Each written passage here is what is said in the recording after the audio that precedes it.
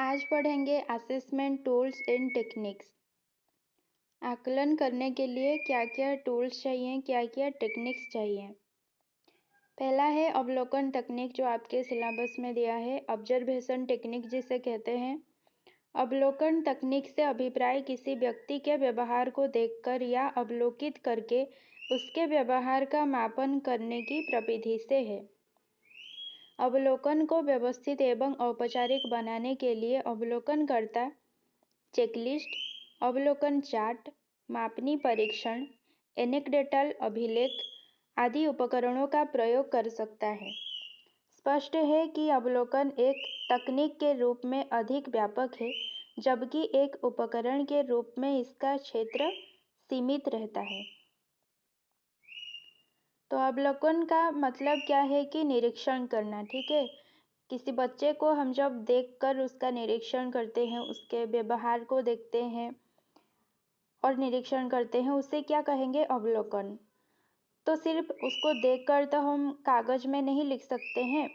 जब उसको औपचारिक बनाना होगा इस तकनीक को, तब एक शिक्षक क्या क्या यूज करता है?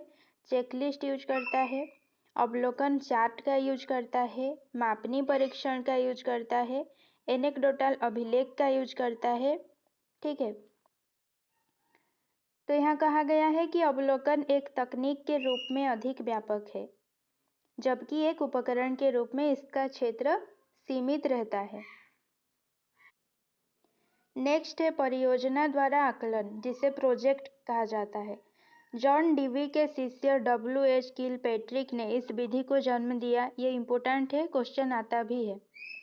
उनके अनुसार परियोजना वो क्रिया है जिसमें पूर्ण संलग्नता के साथ सामाजिक वातावरण में लक्ष्य प्राप्त किया जाता है। इस विधि में विद्यार्थियों के समक्ष एक समस्या प्रस्तुत की जाती है और विद्यार्थी उसका हल निकालने में लगे रहते हैं। इसमें विद्यार्थी अपनी रुचि व इच्छा के अनुसार कार्य करता है। तो देखिए प्रोजेक्ट क्या है। जैसे अगर आप में से कोई शिक्षक होगा, प्राइवेट में हो चाहे कहीं कहीं भी हो, या फिर ट्यूशन पढ़ाते हो, हम प्रोजेक्ट वर्क देते हैं बच्चों को। ज़्यादातर पहले तो साइंस के सब्जेक्ट्स में दिया जाता था, लेकिन अब क्या है, हर एक सब्जेक्ट्स में दिए जाते हैं। जैसे कि अगर कोई आर्ट्स का ही कोई सब्जेक्ट है, तो सपोज कोई उड़िया का सब्जेक्ट है, तो प्रोजेक्ट वर्क क्या दे सकते हैं कि हम जो भी टॉपिक पढ़ाते हैं, उसके जो भी राइटर हैं, उसके बारे में कुछ संबंधी लेख लेके आना, ठीक है। या फिर जो उनकी रचनाएं हैं उनके बारे में कहीं से तथ्य इकट्ठा करके लाना। तो उनके लिए एक प्रोजेक्ट होता है, एक कार्य होता है, ठीक है, जो कि बच्चा जो है अकेले भी कर सकता है या फिर टीम वर्क के साथ भी कर सकता है। तो ये होता है प्रोजेक्ट वर्क, जिसके मतलब इसमें क्या किया जाता है कि उसको एक समस्या दी जाती है, ठीक है। उसको एक प्रोजेक्ट दी जाती है जिसका वो समाधान करता है, समस्या का समाधान करता है, प्रोजेक्ट को वो कंप्लीट करता है। इसमें क्या होता है, बच्चा जो है खुद प्रयोग करना सीखता है, खुद अन्वेषण करता है। तो बच्चे का इसमें विकास होता है।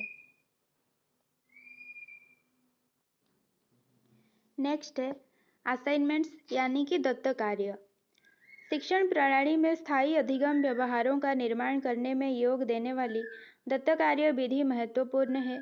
इसका ध्येय छात्रों को अनुशीलन प्रदान करना है। लियोनार्ड डगलस के अनुसार दत्त कार्य छोटे, लंबे, कठिन, सरल, सामान्य, भिन्न आदि हो सकते हैं। इसका संबंध पाठ, इकाई आदि से विद्यालय में पूरे वर्ष रहता है। जैसे कि जब आप पीजी किए होंगे या फिर जब आप बीएड कर रहे होंगे, आपको बहुत सारे असाइनमेंट्स मिलते हैं, और वो असाइनमेंट्स आपके पढ़ाई के रिलेटेड होते हैं। शिक्षण में सैद्धांतिक, प्रदर्शन तथा प्रायोगिक तीनों ही पहलू दत्त कार्य विधि द्वारा छात्रों को स्पष्ट किए जा सकते हैं। सैद्धांतिक थ्योरी भी वहाँ पे बच्चे जानते हैं, ठीक है, प्रदर्शन, फिर प्रायोगिक। इसमें पाठ्य वस्तु के छोटे छोटे दत्त कार्य में विभाजित कर उन्हें छात्रों को निर्धारित समय में करने के लिए दिया जाता है। तो असाइनमेंट्स में क्या किया जाता है, छोटे छोटे दत्त कार्य उन्हें दिया जाता है, जो कि एक निर्धारित समय में बच्चों को पूरा करना होता है। छात्र आवश्यकता अनुसार पुस्तकालयों तथा प्रयोगशालाओं में कार्य करते हैं। उनको जो भी उस दत्तक कार्य को पूरा करने के लिए जो भी बुक्स चाहिए होता है, जो भी चीज़ चाहिए होता है, छात्र अन्वेषण करते हैं। शिक्षक समय समय पर निरीक्षण करता रहता है और उनकी कठिनाइयों का निराकरण भी करता जाता है। तो अगर असाइनमेंट्स पूरा करने के दौरान अगर छात्रों को कोई भी परेशानी होती है तो शिक्षक क्या करता है, निरीक्षण करके उनकी दूरी भी करता है। छात्र अपने द्वारा पूरे किए गए दत्तक कार्यों का पूर्ण आलेख रखता है, यानी कि जो भी छात्र असाइनमेंट्स पूरा करता है, जो भी असाइनमेंट्स उसको दिया जाता है, वो उसका लिस्ट बनाकर रखता है। नेक्स्ट है टीचर मेड टेस्ट, यानी कि अध्यापक निर्मित परीक्षा। अध्यापक निर्मित परीक्षाओं से हमारा तात्पर्य उन परीक्षाओं से है जिनका निर्माण कोई अध्यापक अपनी कक्षा के लिए अपने द्वारा पढ़ाए गए विषय के पाठ्यक्रम के उतने भाग के आधार पर करता है जो उसने एक निश्चित अवधि के अंतर्गत पढ़ाया है। जैसे कि क्लास टेस्ट होता है। अगर क्लास में सपोज आपने एक यूनिट पढ़ा ली है एक टॉपिक के, ठीक है, एक यूनिट पढ़ा लिए है और उस यूनिट का आपको एग्ज़ाम करना है। तो क्योंकि आप बच्चों के अध्यापक हो और आप जो विषय पढ़ाए हो उसी विषय का आप क्या कर रहे हो, टेस्ट ले रहे हो, तो उसे क्या कहेंगे, अध्यापक निर्मित परीक्षा। ये परीक्षाएं विभिन्न विषयों के लिए तैयार की जाती है। इन परीक्षाओं की निर्माण विधि निबंधात्मक परीक्षाओं एवं मानकीकृत उपलब्धि परीक्षणों से भिन्न होती है। ये परीक्षाएं वस्तुनिष्ठ होती हैं लेकिन प्रमाणीकृत नहीं होती। प्रमाणीकृत परीक्षा में क्या होता है कि जो मतलब जैसे कि जो भी विशेषज्ञ होते हैं उनके द्वारा कुछ क्वेश्चंस बनाए गए होते हैं, ठीक है। अगर उनको हम लाके क्लास में टेस्ट करें तो उससे क्या कहा जाएगा कि प्रमाणीकृत परीक्षा, ठीक है। लेकिन जो अगर अध्यापक एक कक्षा में कुछ भी पढ़ाए, एक विषय पढ़ाए और उस विषय का वो खुद टेस्ट ले, ऑब्जेक्टिव टाइप टेस्ट ले, तो उसे क्या कहेंगे, टीचर मेड टेस्ट कहेंगे या फिर अध्यापक निर्मित परीक्षा कहेंगे। नेक्स्ट है सेल्फ असेसमेंट और पीयर असेसमेंट, ठीक है जी। सेल्फ असेसमेंट यानी कि आत्म मूल्यांकन या फिर आत्म आकलन, जो भी आप कहें। आत्म मूल्यांकन या आत्म आकलन में क्या होता है, अपनी क्षमताओं और असफलताओं का मूल्यांकन छात्र खुद करता है। आत्म यानी कि खुद करना।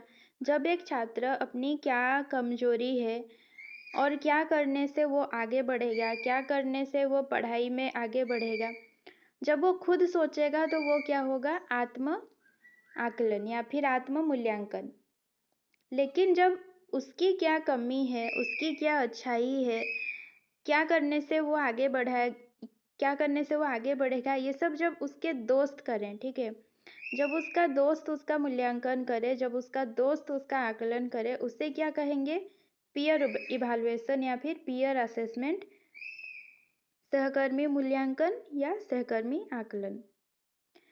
तो सेल्फ असेसमेंट में क्या है, बच्चा खुद अपनी कमजोरियों की तलाश करता है, उस कमजोरी से वो बाहर कैसे निकलेगा वो खुद सोचता है। और पीयर असेसमेंट में क्या होता है कि जो बच्चे का दोस्त होता है, बच्चे की सहयोगी होता है, बच्चे का क्लासमेट कहे या बच्चे का जो ग्रुप होता है, गैंग जैसे होता है, जब वे बच्चे की जो कमजोरी है उससे तलाशें तो उसे क्या कहा जाएगा, पीयर असेसमेंट कहा जाएगा। तो आपके सिलेबस में असेसमेंट टूल्स और टेक्निक्स का बस इतना ही है। एक है प्रोजेक्ट, ठीक है, जो परियोजना कार्य है। दूसरा है असाइनमेंट्स, जो कि दत्तक कार्य है।